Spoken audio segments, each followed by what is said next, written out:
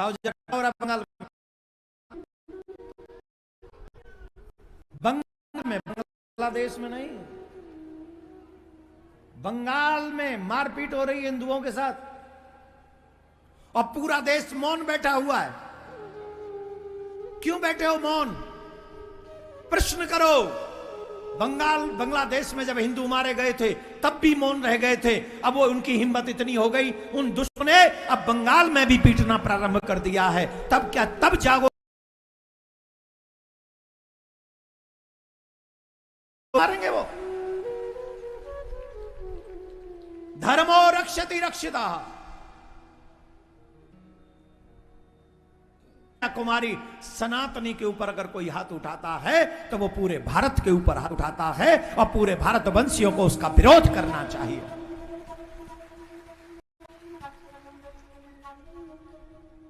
ये कुछ स्वार्थी लोग जो राजनीति की रोटी सेकने के लिए हिंदुओं की बलि चढ़ा रहे हैं। मैं पूछना चाहूंगा, बंगाल की वो मुख्यमंत्री, क्या नाम है उसका? तुम खड़े हो के हिंदुओं को गरियाती हो काहे जी? हमने आपका क्या बिगाड़ा है?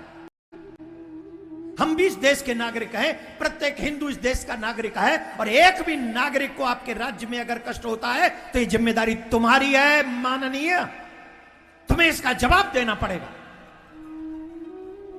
अब पूरी भारत की जनता को उनसे प्रश्न करना चाहिए।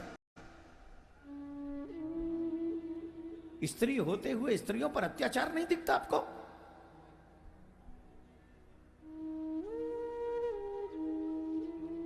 अगर आपकी हाथ में किसी प्रदेश की कमान है तो यह आपकी जिम्मेदारी बनती है कि वहां सभी नागरिक सुरक्षित होने चाहिए, चाहे वो किसी भी समुदाय के हों। अगर ऐसा आप नहीं कर सकती तो आप असमर्थ हैं, आपको त्याग पत्र दे देना चाहिए।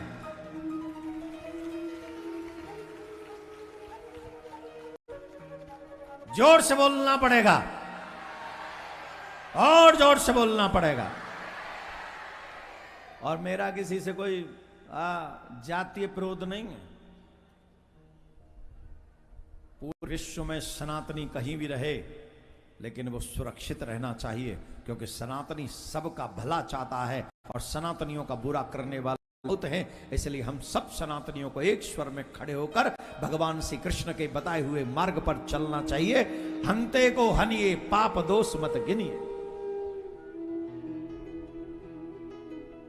हमारा संविधान भी सुरक्षा की हमसे कहता है कि जब तुम पर हमला हो रहा हो तो अपनी जान बचाने के लिए तुम भी हमला कर सकते हो।